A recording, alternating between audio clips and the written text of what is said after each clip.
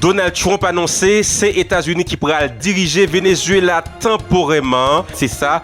Donald Trump déclaré dans une conférence pour la presse Libaye jeudi samedi 3 janvier 2026 là, après une fin entrée Venezuela et puis aller avec président Nicolas Maduro. Nous pral proposer tendez version française conférence de presse Donald Trump là et une traduction en France 24 bien évidemment nous extrait de près d'une vingtaine de minutes et puis tout président américain dit nous pral rendre peuple vénézuélien riche, nous pral faire content, nous pral montrer comment pour gérer pétrole qui t'a mal géré pendant très longtemps, son pays qui est capable de faire un pile l'argent vénézuélien qui est États-Unis nous pral faire nous pral mettre un pile souris sous les vieux en pile là-dedans, on pral retourner la caillou pour aller faire l'argent.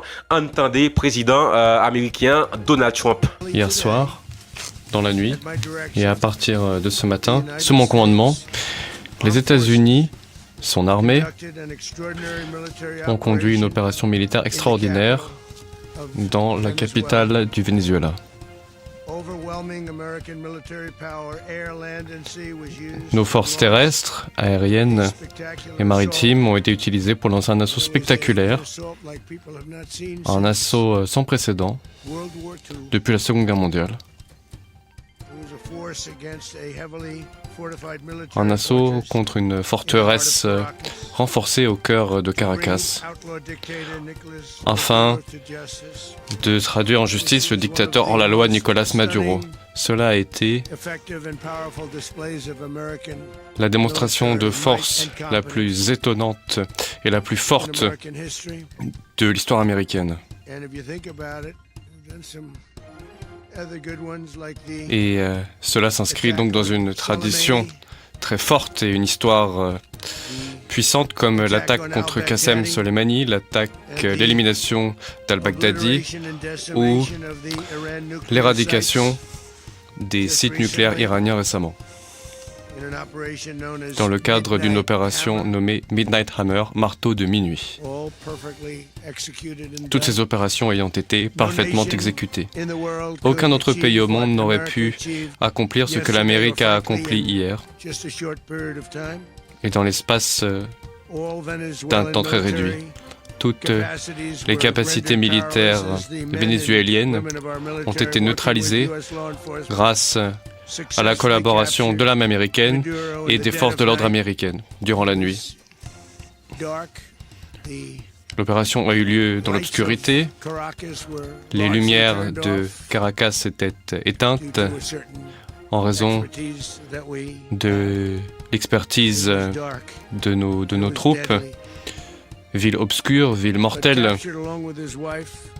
Mais Nicolas Maduro a été capturé avec son épouse, Cilia Flores.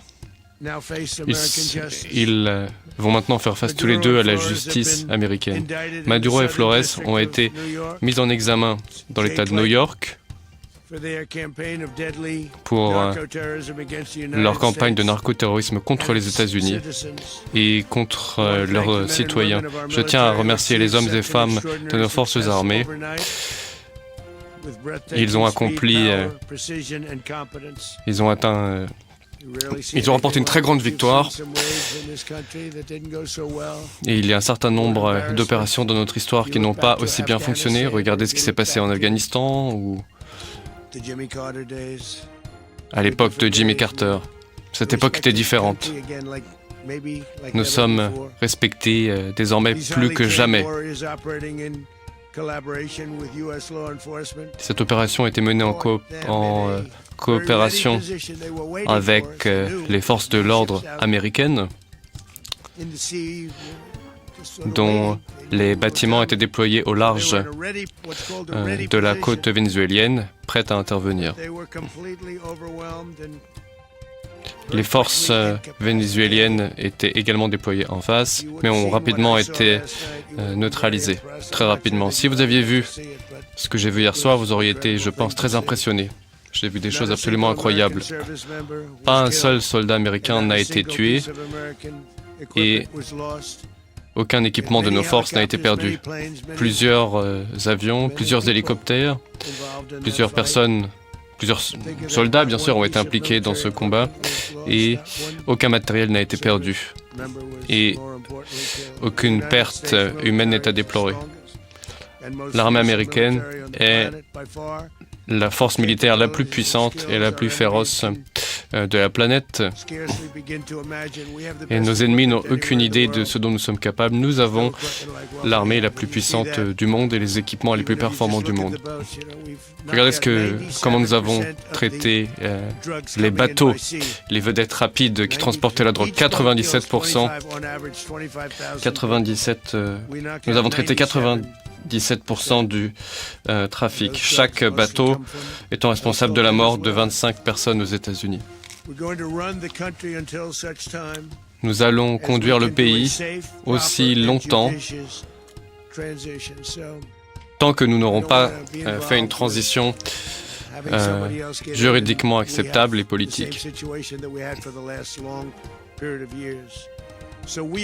Nous allons conduire ce pays jusqu'à ce qu'il y ait une transition propre et juridique et judiciairement acceptable au Venezuela, car c'est ce que nous faisons.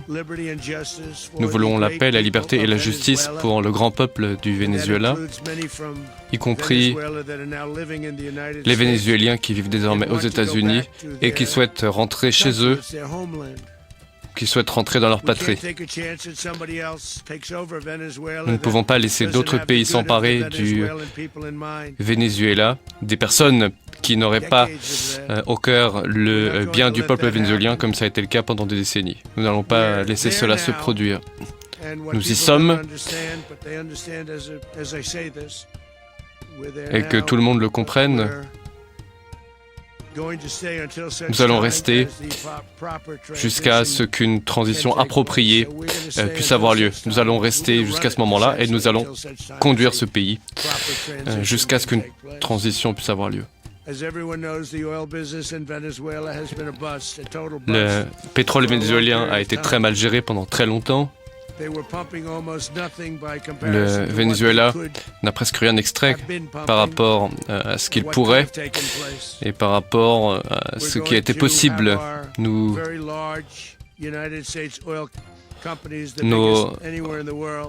grandes compagnies pétrolières, les plus grandes du monde, vont entrer sur le marché, dépenser des milliards de dollars, réparer l'infrastructure délabrée, l'infrastructure pétrolière, et vont commencer à faire gagner de l'argent à ce pays.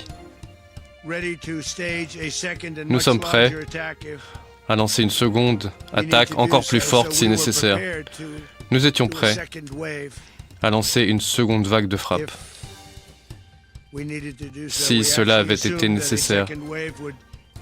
Nous étions partis du principe qu'une deuxième vague était nécessaire, mais il semble que ce ne soit plus le cas. La première vague, pourrait-on dire, la première attaque, a été tellement couronnée de succès qu'il n'a pas été nécessaire de lancer la seconde vague, plus puissante encore que la première.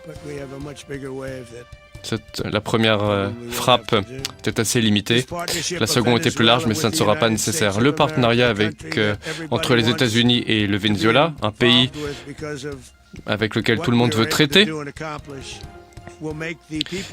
va rendre le peuple du Venezuela riche, indépendant et renforcera sa sécurité. Il y a beaucoup de Vénézuéliens qui vivent aux États-Unis et nous allons les rendre très heureux car ils ont beaucoup souffert. Nous allons faire leur bonheur. On les a beaucoup volés, mais ils ne souffriront plus désormais. Le dictateur illégitime Maduro était le roi d'un réseau criminel responsable de trafic de drogue, à destination des États-Unis, massif. La mise en examen le stipule, il était à la tête du cartel de las Soles qui a inondé notre pays avec des poisons mortels responsables de la mort d'innombrables Américains.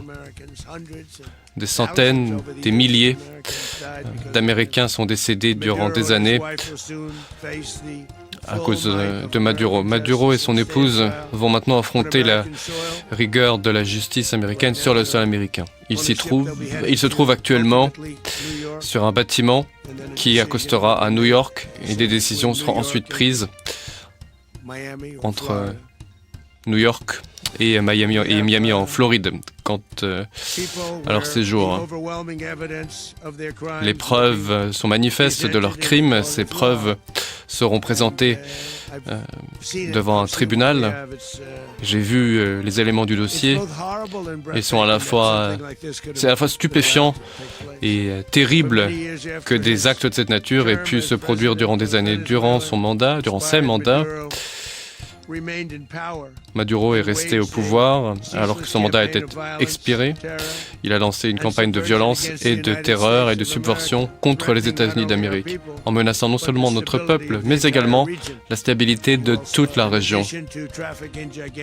Outre le trafic de drogue en quantité massive, des souffrances humaines et des destructions terribles ont été infligées, notamment aux États-Unis. Des gangs brutaux, y compris Tren de Aragua, ont été envoyés aux États-Unis pour terroriser les communautés aux États-Unis. Je pense notamment au Colorado, où dans un complexe résidentiel, ils coupaient les doigts des personnes qui se plaignaient d'eux. Mais cela est terminé. Et je tiens à cet endroit à féliciter nos forces, Pete, la garde nationale, qui font un travail exceptionnel. Elle est déployée à Washington City. C'était l'une des villes les moins sûres du monde. Mais c'est terminé car la délinquance a été éradiquée à Washington DC. Il n'y a pas eu de meurtre, il n'y a pas eu d'actes terroristes depuis plusieurs semaines. C'est désormais une ville différente. Il y a d'autres types de menaces. À l'époque, il y a 8 mois, il y avait une délinquance très forte. Les restaurants rouvrent, on se promène, les gens peuvent sortir en famille. Washington est en train de se transformer. Je remercie notre garde nationale, je remercie l'armée, ainsi que les services de sécurité en général. Je les remercie et je pense que nous devrions faire cela dans plusieurs villes. Peut-être tout prochainement à Memphis, Tennessee. Les résultats vont également être très bons grâce à ces déploiements. Le gouverneur de Louisiane, qui est quelqu'un de très bien, m'a appelé à l'aide. Il veut que nous l'appuyions.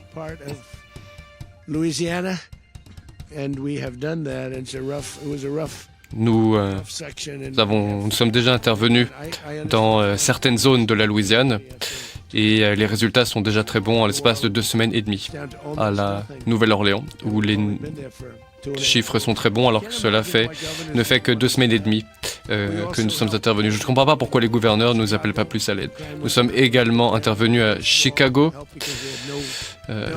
mais pas massivement, car nous n'avons pas été en mesure de coopérer avec le maire ni avec le gouverneur, qui sont des désastres. Nous allons nous retirer et ils nous feront savoir quand ils auront besoin de nous. De même, nous avons sauvé Los Angeles récemment. Le chef de la police a déclaré que si l'État fédéral n'était pas intervenu, Los Angeles aurait été perdu. Et ce, après les incendies, lors des émeutes. Nous avons fait du très bon travail sans que cela soit reconnu, mais cela nous est complètement égal. Mais nous allons nous retirer. Nous reviendrons si nous sommes appelés ou si cela est nécessaire. Nous avons fait du très bon travail dans plusieurs villes américaines. Mais nous sommes surtout très fiers de Washington, DC. C'est la capitale de notre pays. Cette ville était extrêmement criminogène, extrêmement dangereuse, et nous en avons fait l'une des villes les plus sûres du monde.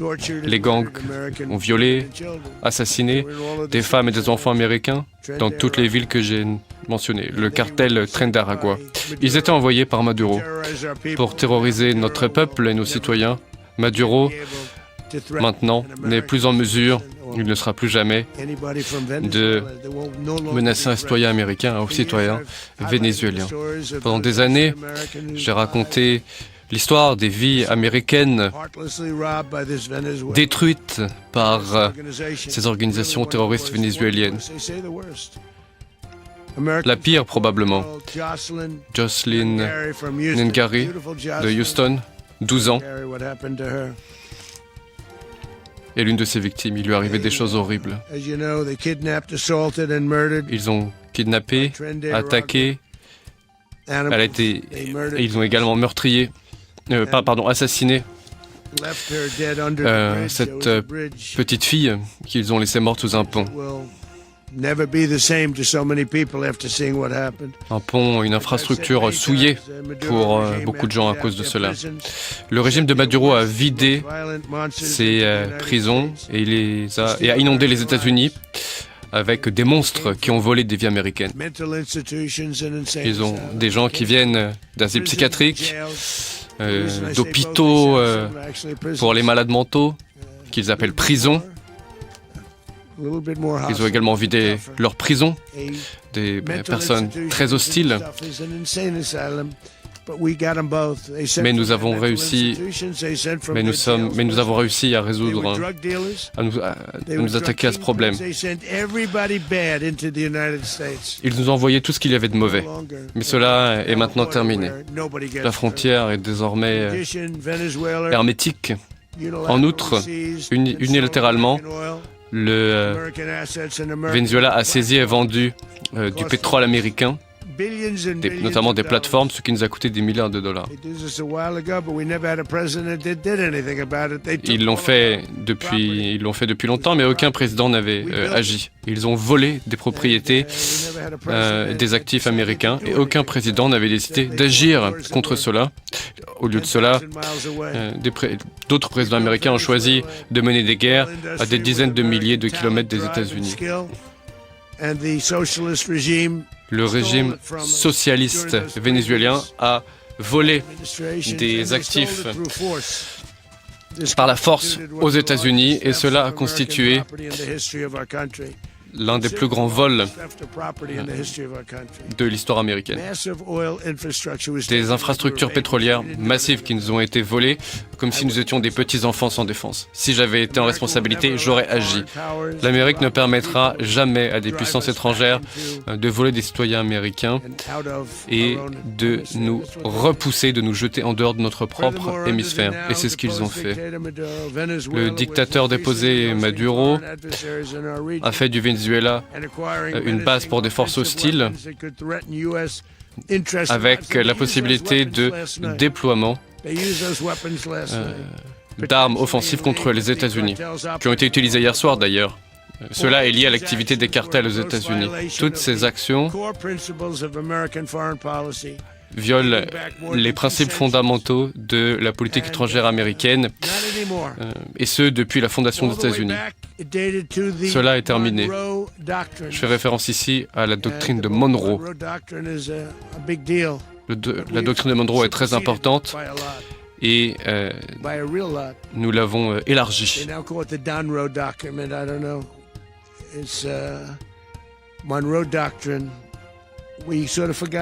Nous avions oublié cette doctrine de Monroe et nous l'avons de nouveau mise en avant avec notre nouvelle stratégie de sécurité nationale. La domination des États-Unis dans notre hémisphère ne sera plus jamais remise en question.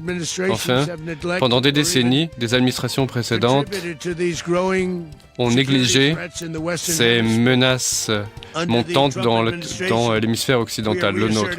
Sous mon administration, nous réaffirmons la puissance américaine d'une manière forte dans notre région d'origine, qui est maintenant bien différente de ce qu'elle était il y a peu encore. Nous avions commencé, lors de mon premier mandat, nous avions rétabli notre domination sur la zone, et c'est encore plus le cas aujourd'hui. Tout le monde revient vers nous. L'avenir sera déterminé par la capacité à protéger les territoires, le commerce et les ressources qui sont importantes pour notre sécurité nationale. Ce sont des paramètres extrêmement importants pour notre sécurité nationale. De même que les droits de douane qui nous ont rendus plus riches et qui ont renforcé notre sécurité nationale, qui est désormais meilleure que jamais. Voilà les lois d'airain qui ont toujours déterminé la puissance au niveau international. Et c'est ce que nous allons continuer à faire. Nous allons continuer à agir de la sorte. Nous allons continuer à contrôler nos frontières. Nous allons arrêter les terroristes, écraser les cartels et défendre nos citoyens, nos ressortissants contre tout type de menaces en interne et à l'international. Il est possible que des présidents américains aient été trop pusillanimes et faibles pour les faire, mais je ne permettrai jamais aux criminels d'agir impunément contre les États-Unis. Cette opération a été couronnée de succès, qu'elle soit un avertissement à tous ceux qui souhaitent menacer la souveraineté des États-Unis ou des citoyens américains. L'embargo américain contre le pétrole vénézuélien reste en place. Les forces navales des États-Unis restent positionnées et les États-Unis se réservent toutes les options, elles sont toutes ouvertes tant que les objectifs n'ont pas été atteints. Le Venezuela doit comprendre le monde doit comprendre que les Maduro de ce monde doivent comprendre que ce qui est arrivé à Maduro peut leur arriver. Cela est justice vis-à-vis de leur peuple. Au premier chef. Le dictateur Maduro est enfin parti et le peuple du Venezuela est de nouveau libre. L'Amérique est désormais un pays plus sûr. Nous sommes ce matin un pays plus fier car nous avons arrêté cet individu néfaste. L'hémisphère occidental est désormais une zone beaucoup plus sûre. Je vous remercie. Je remercie le général Racine Kane. Je travaille avec beaucoup de généraux. J'ai travaillé avec des gens que je n'appréciais pas, d'autres envers lesquels il n'y avait pas de respect. Mais je tiens à mettre en avant le général Kane. Cette attaque était une attaque pour restaurer la justice et notre souveraineté. Je tiens à féliciter le général et le ministre de la guerre, auquel je vais maintenant passer la parole.